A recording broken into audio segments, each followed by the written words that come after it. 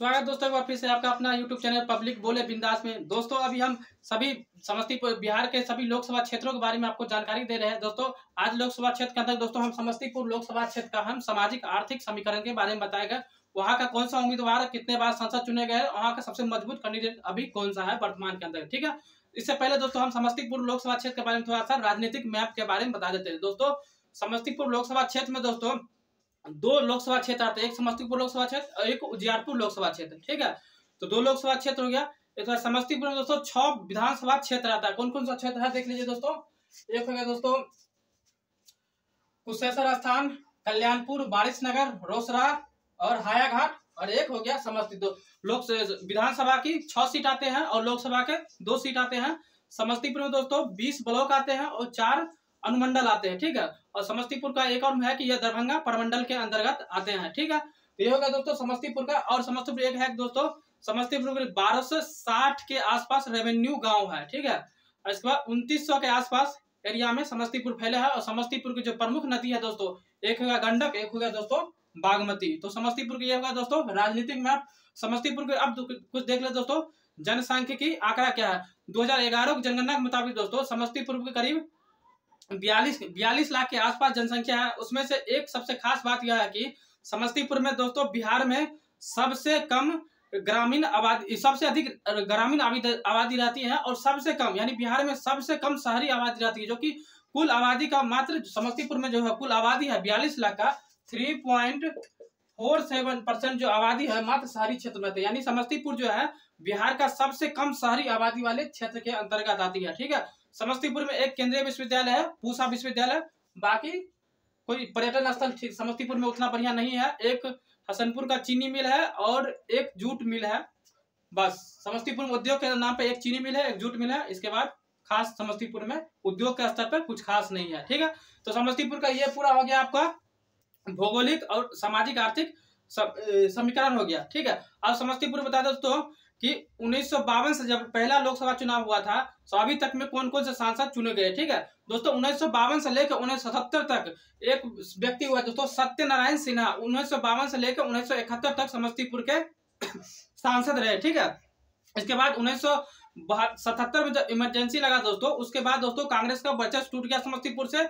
इसके बाद दोस्तों 1972 से लेकर 1972 के बाद से दोस्तों एक कर्पूरी ठाकुर भी एक बार सांसद रहे हैं समस्तीपुर से, जो कि हाल ही में दोस्तों अभी भारत रत्न दिया गया है कर्पूरी ठाकुर जो, ठीक है। तो एक बार दोस्तों कर्पूरी ठाकुर भी समस्तीपुर से लोकसभा के सांसद चुने गए, ठीक है। इसके बाद देख लेते दोस्तों कि 2008 में जब परिसीमन हुआ दोस्तों, तो परिसीमन के बाद यह सीट जो है समस्तीपुर वह रिजर्व सीट के अंतर्गत आ गया, ठीक है। रिजर्व सीट तब आता है दोस्तों जब वहां की आबादी देखी जाती है, जैसे जनरल हो गया, ओबीसी हो गया, एससी एसटी, ठीक है। इन सब आबादी में अगर ओबीसी एससी और एसटी की आबादी जिस क्षेत्र में सबसे अधिक होती है उसको दोस्तों रिजर्व सीट मान लिया जाता है। तो समस्तीपुर में एससी और एसटी की आबादी समस्तीपुर लगभग नहीं के बराबर है। तो टोटल जितना आबादी हुआ जनरल ओबीसी एससी, उसमें सबसे दोस्तों एससी की आबादी समस्तीपुर में सबसे अधिक पाया गया, ठीक है। जिसके कारण समस्तीपुर को रिजर्व सीट के अंतर्गत माना जाता है। तो बिहार में टोटल 6 रिजर्व सीट है, उन 6 रिजर्व सीट में एक समस्तीपुर भी सीट आता है, ठीक है। तो रिजर्व सीट में दोस्तों इसके बाद 2004 में दोस्तों 2004 में अजीत कुमार मेहता जो कि आरजेडी से लड़े थे दोस्तों, रामचंद्र सिंह जो कि जेडीयू से लड़े थे। अजीत कुमार मेहता 2004 के संसदीय चुनाव में जीता था समस्तीपुर से। रामचंद्र सिंह जो कि जेडीयू का उम्मीदवार था उसको हरा के, ठीक है। इसके बाद 2009 में जब चुनाव हुआ यानी परिसीमन के बाद पहली बार चुनाव हुआ, तो 2009 में दोस्तों जेडीयू के महेश्वर हजारी ने रामचंद्र पासवान को दोस्तों हराकर 2009 में संसद का चुनाव जीता था महेश्वर हजारी। 2009 में दोस्तों एक बार महेश्वर हजारी भी समस्तीपुर का लोकसभा चुनाव जीत चुके हैं, ठीक है। तो 2014 में जब चुनाव हुआ तो रामचंद्र पासवान अशोक राम जो है कांग्रेस का उम्मीदवार था उसको हराकर 2014 के लोकसभा चुनाव में जीत कर आए थे रामचंद्र पासवान, ठीक है। जब 2019 का जब लोकसभा चुनाव हुआ तो फिर दोस्तों रामचंद्र पासवान को जीत मिली और अशोक राम को ही हरा कर आया, ठीक है। कुछ दिनों के बाद दोस्तों रामचंद्र पासवान की मृत्यु हो गई, फिर उसके बेटा प्रिंस पासवान आया। तो प्रिंस पासवान फिर से 2019 के लोकसभा चुनाव में जीतकर दोस्तों संसद तक पहुंचा।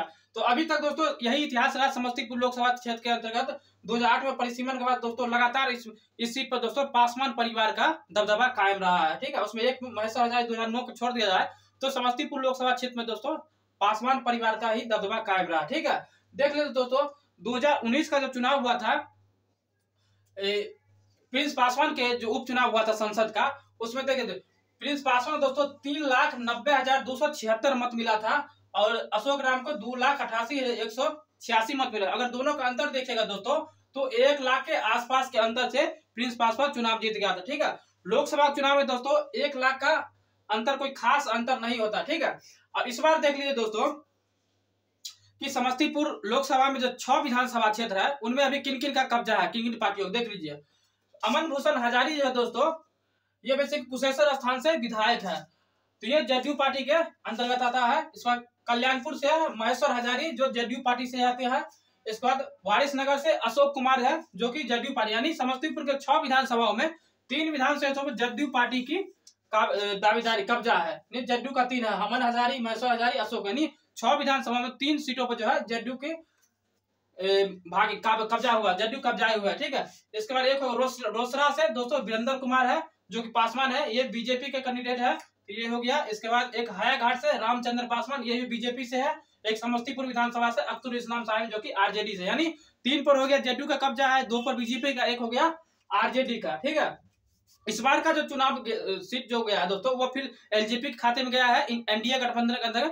एनडीए गठबंधन की ओर से दोस्तों इस बार का उम्मीदवार समस्तीपुर का है शांभवी चौधरी जो कि अशोक चौधरी के बेटी है। ठीक है, इसके बाद यह सीट गया है इंडिया गठबंधन की ओर से कांग्रेस के खाते में गए, तो कांग्रेस खाते में दोस्तों गया है। कांग्रेस खाते को इस बार देख लेते हैं कि हालांकि अभी उम्मीदवार की घोषणा नहीं कर ली है कांग्रेस पार्टी, लेकिन चिराग पासवान दोस्तों शांभवी चौधरी को उम्मीदवार वहां से समस्तीपुर से बनाया। देख लीजिए दोस्तों एनडीए गठबंधन जो कितना अभी दोस्तों रणनीति के हिसाब से बहुत आगे चल रहा है। एनडीए गठबंधन समस्तीपुर से अपना उम्मीदवार घोषित कर दिया और वहां के जो उम्मीदवार दोस्तों काफी रोड शो वहां कर रहा है। लेकिन कांग्रेस का रणनीति देखिए दोस्तों, अभी तक समस्तीपुर का जो कि चौथा चरण में चुनाव होने वाला है 13 मई के आसपास, तो अभी तक दोस्तों कैंडिडेट का कोई घोषणा नहीं कर चुका है। ठीक है, तो रणनीतिक तौर पर देखा जाए दोस्तों अभी एनडीए गठबंधन दोस्तों है वहाँ काफी आगे चल रहा है, क्योंकि कांग्रेस उम्मीदवार ही अभी तक घोषित किया। ठीक है, देख लीजिए कांग्रेस का उम्मीदवार कौन कौन हो सकता है समस्तीपुर से। देख लीजिए समस्तीपुर दोस्तों एक बीके रवि जो है तमिलनाडु के पूर्व डीजीपी माना जाता है, तो बीके रवि को प्रबल दावेदार मान रहा है।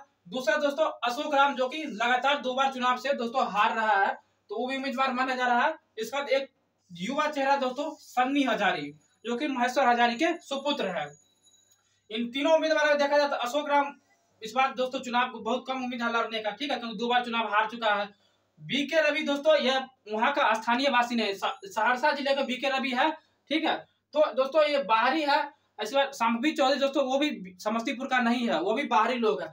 लोकल बॉय में दोस्तों अभी हाल ही में कांग्रेस में ज्वाइन किया दोस्तों सन्नी हजारी जो कि युवा है। सन्नी हजारी दोस्तों एक अच्छा वोट बैंक है, वो वारिसनगर ब्लॉक है दोस्तों, उसका एक प्रमुख भी है। ठीक है, इसके बाद सन्नी हजारी के एक और खास दोस्तों बात है कि इसके पिता दोस्तों महेश्वर हजारी एक बार समस्तीपुर दोस्तों सांसद रह चुका है। तो महेश्वर हजारी भले डायरेक्ट रूप से दोस्तों वोट का प्रचार नहीं करेंगे, लेकिन इनडायरेक्ट रूप में लोगों से जरूर अनुरोध करके बेटा को अपना चुनाव जिताए। ठीक है, क्योंकि महेश्वर हजारी दोस्तों अभी एनडीए गठबंधन में जेडीयू का हिस्सा है महेश्वर हजारी, तो डायरेक्ट रूप से भले ही ना डायरेक्ट रूप से चुनाव में भागीदारी दिखाए, लेकिन इनडायरेक्ट रूप से दोस्तों महेश्वर हजारी का देखिए इसमें कल्याणपुर हो गया, वारिसनगर हो गया, रोसड़ा हो गया दोस्तों, और समस्तीपुर इन 4 क्षेत्रों पे दोस्तों महेश्वर हजारी का काफी पकड़ है। इसका काफी बहुत बड़ा वोट बैंक है महेश्वर हजारी दोस्तों, सबसे प्रबल उम्मीदवार दोस्तों। दूसरा और कारण दोस्तों कि सन्नी हजारी दोस्तों लोकल है, समस्तीपुर का ही है, तो लगातार समस्तीपुर जो 2009 के बाद जो चुनाव हुआ दोस्तों लगातार बाहरी लोग ही समस्तीपुर से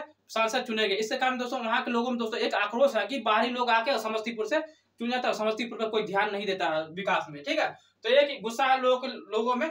तो अगर दोस्तों कांग्रेस अगर ठीक ठाक मजबूत उम्मीदवार अगर देता है तो दोस्तों कांग्रेस का यह सीट किशनगंज की तरह निकल सकता है। कोई ज्यादा 1 लाख का अंतर कोई ज्यादा अंतर नहीं है। ठीक है, तो और शांभवी चौधरी दोस्तों वहां के लिए पूरी तरह से नया उम्मीदवार है, उसका कोई वोट बैंक वहां नहीं है। ठीक है, वो अलग बात दोस्तों नरेंद्र मोदी के नाम पर अगर लोग वोट करते, लेकिन शांभवी चौधरी को कोई जानता नहीं है समस्तीपुर में, वह बाहरी लोग है। सन्नी हजारी दोस्तों अपने पिताजी के नाम से ख्यात है, पिताजी दोस्तों महेश्वर हजारी काफी जाने पहचाना चेहरा दोस्तों समस्तीपुर का। इस तरह दोस्तों सन्नी हजारी अगर दोस्तों कांग्रेस का अगर उम्मीदवार उतारती है तो काफी प्रबल कैंडिडेट माना जाएगा, और उम्मीद है कि दोस्तों कांग्रेस इस सीट को समस्तीपुर को जीत लेंगे। लेकिन अब कौन उम्मीदवार होता है वो तो आने वाला वक्त, अभी कांग्रेस ने अभी उम्मीदवारी की घोषणा नहीं की है। ठीक है, तो यही तो टोटल दोस्तों समस्तीपुर लोकसभा क्षेत्र का वर्तमान अभी चुनावी समीकरण रहा है।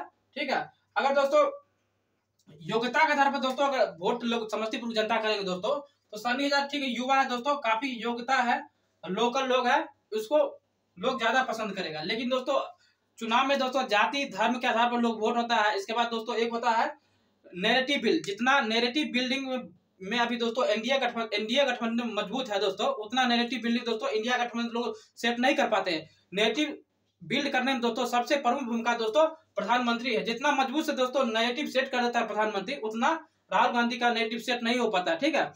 और चुनाव दोस्तों नैरेटिव पे ही लड़ा जाता है। अभी एनडीए गठबंधन का जो इतना बहुत ज्यादा मजबूत नैरेटिव सेट है, राष्ट्रवाद के लेकर हो, राम मंदिर का मुद्दा हो, इन सब चीजों को दोस्तों काफी मजबूत नैरेटिव सेट कर दिया है। तो इन सब आधार पर देखा जाए दोस्तों, अगर नैरेटिव के आधार पर वोट होगा दोस्तों, तो फिर से दोस्तों साम्यपी चौधरी जीत जाएगा। भले लोकल नहीं है, लेकिन नैरेटिव का आधार दोस्तों, क्योंकि दोस्तों मान लें नरेंद्र मोदी हमारे लिए ठीक ठाक आदमी है, जो नरेंद्र मोदी के नाम पर दोस्तों साम्यपी चौधरी जीत सकती है। बाकी इसमें कोई खास है नहीं साम्यपी चौधरी में, ठीक है।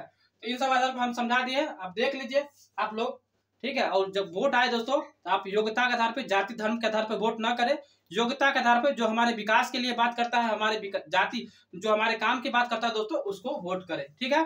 तो कमेंट करके हमें बताइए दोस्तों ये कैसा लगा एनालिसिस, ठीक है। अगले बार हम फिर कोई लोकसभा क्षेत्र के बारे में हम नए वीडियो के साथ आपके सामने उपस्थित होगा। तब तक हमसे विदा, धन्यवाद।